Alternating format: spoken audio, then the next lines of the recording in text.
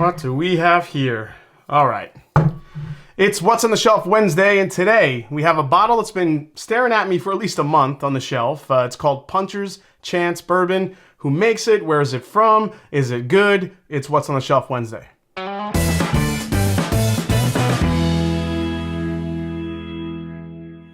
Welcome to What's on the Shelf Wednesday. I'm Jason C, and this is the series where I bring you quick reviews of whiskeys that you can actually find on the shelf, including bourbons, rye, scotches, Irish whiskeys, and more. So what's on the shelf today?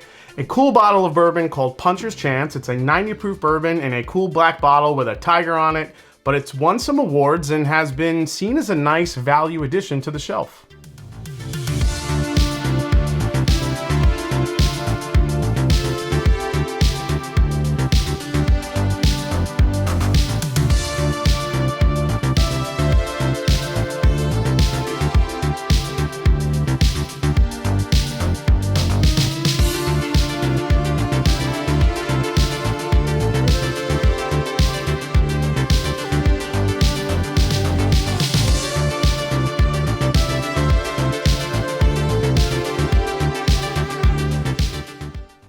Okay, so where did this bottle come from? Wolf's Spirit Distillery. It's a Kentucky straight bourbon launched mid-pandemic in September of 2020, operating out of Eugene, Oregon, and was founded in 2017 by Umberto Lucchini, a 17-year veteran of Campari. So Wolf's Spirit released Puncher's Chance Kentucky Straight Bourbon, saying Mike Tyson was the inspiration. Now Lucchini believes that a split second can change the outcome of not just a boxing match, but any fight. Puncher's Chance is for the underdog. No matter how dire the situation, he or she will pick themselves back up. They're the ones who persevere long enough to eventually land the one punch that matters. Get fired up, baby. So despite being a young independent brand, Wolf Spirit CEO Brad Levitan says the brand is on track to place amongst the fastest growing new bourbon brands from an independent producer. All right, so what's in this bottle? Puncher's Chance is a blend of 4, 5, and 6-year-old Kentucky straight bourbon. It comes in a hefty black bottle with a unique stenciled tiger on it. It's bottled at 90 proof with a mash bill of 75 corn, 13% rye, and 12% malted barley, priced at only 30 bucks. So I gotta say, that mash bill and Umberto Lucchini's connection with Campari makes you think maybe this is turkey. Maybe this is some Wild Turkey stuff in here. Campari owns Wild Turkey, one of my favorite distilleries, if not my favorite distillery.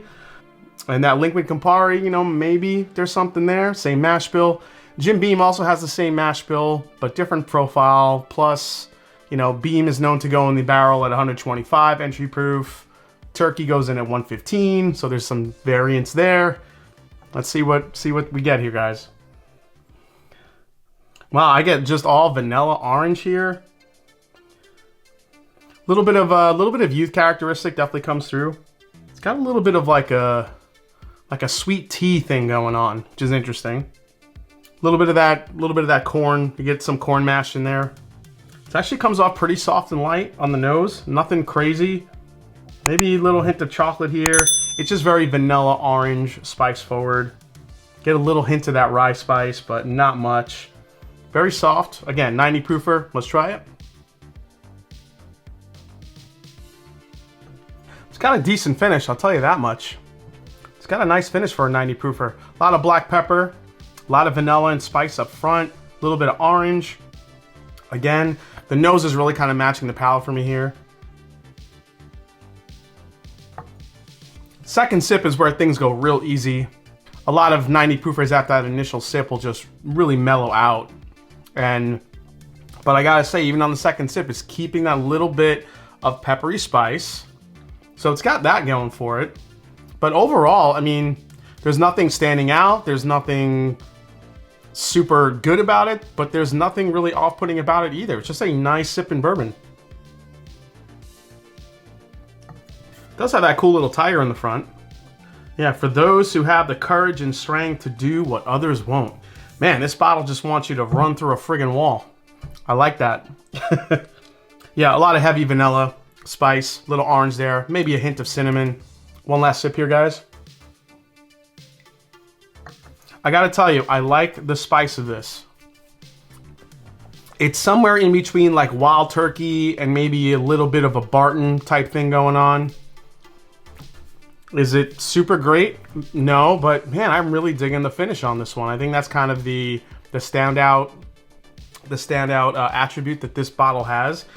And I love a good finish. So for me, I'm actually kind of digging this for 30 bucks, 90 proof.